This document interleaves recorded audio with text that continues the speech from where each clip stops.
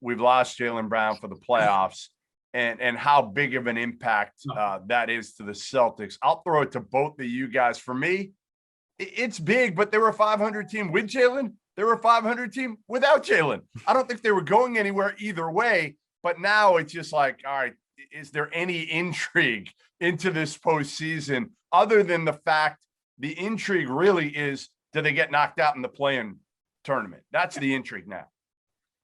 Amazing that's what we've come to with this team. But I think with Jaylen, I think what's telling to me is that this is the same injury that Romeo Langford had last year in the bubble.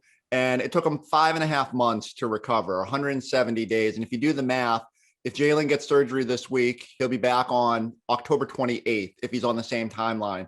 And to me, that's a clear sign as any that this Celtics team has started sort of mentally turning its head to future seasons. We heard last night, Jason Tatum comes out and says, I had conversation with Jaylen. I think there was some debate. Does he try to play through it? But with the confluence of that and the ankle and just the utter, disappointing state of the Celtics, I think the general consensus was, hey, let's get this thing right so we're not going through this injury thing again next year. And I think that's telling about where even this team sort of views where it's at and its middling nature.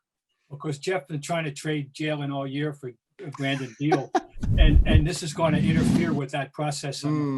So, no, seriously, if they were involved, if they were thinking about moving Jaylen. Why does it interfere, Bob? Why does it really interfere in a sense that you heal from this isn't a career threatener or anything like that. He'll be ready for training camp.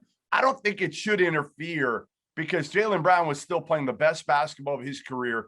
He has made himself into an all-star. He's gotten better in every category that we felt was potentially a weakness, whether it's shooting the ball, whether it's putting the ball on the floor, making better decisions, all of that. I don't think this should, it doesn't help. I'll give you that. It doesn't help, but I don't think it's like a muddies the water a little bit. Someone would have you picture the conference room at the other end, at the other and the different voices. Well, I don't know. What about that wrist? Somebody could be, that's all. It could muddy the waters. I should have been more specific.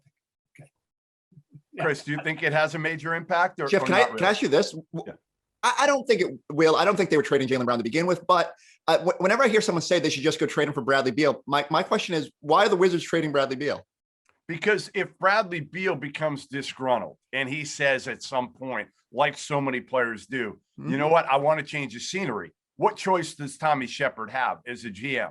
You're going to go out there and try to get another all-star. There aren't that many on the market, right? There are only a few that are also going to be on the market. And I'm not saying Jaylen Brown is like on the market, like Danny Ainge is calling everybody in the league, hey, we want to get rid of him. It's not going to be that, but we've seen so many of these players ask out, when is enough for Bradley Beal in Washington? Whereas he says, you know what? I'm tired of just getting in the play-in. Like, I want a chance to win. And, oh, by the way, Jason Tatum's like my little brother. I've grown up with him. I know his potential. I know he and I and Kemba could have a chance to go a lot further than just make the play-in, which is what Washington's doing. Will he feel that way when the Wizards eliminate the Celtics from the play-in tournament? I don't know. It's a good question. I don't know the answer to that. No. All I know is that this team has succeeded in making me sound and every utterance I had foolish and stupid. I was Chris, I was relentlessly optimistic that it would all work out eventually. That is if they got healthy, which that it would all work out. There were just too many good pieces. I still have faith in Brad. I was relentlessly optimistic. I've closed the book now. Obviously, yeah. I hope they don't go out in the play-in because I just don't want to listen to it. But I'm like that always. Okay, I don't care what sport we're talking about. I just said, oh God, I don't want to hear all this nonsense around here, and so. I just don't want to listen to it, but certainly we all know they could. Now the season's over. In a sense, and it is a huge disappointment. And let me ask you this: is there another team in the running to be the most disappointing team in the league, or have they lapped the field? No, it's got to be based on expectations versus reality. I think they're at the top. They're like if the Lakers fizzled or something, if they got the Lakers got an excuse. Yeah, the Lakers have a total excuse. That's true. So there's no.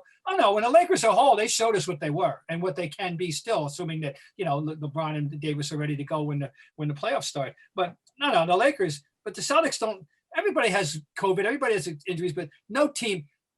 Just a number. Can you guys confirm this number? Did I hear wrong that they've had a double-digit deficit, 39 out of 69 games? Yeah, and it's something like double digits of number of times they've been down 20 plus points this year. I mean, that's embarrassing and disgraceful for who they are, for their talent level.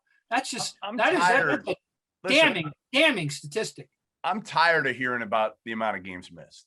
I'm tired, Chris, of the excuses. I was in for a while on all this, and now I'm at the point where, like, enough with the excuses. I get you haven't played with everybody. I understand it.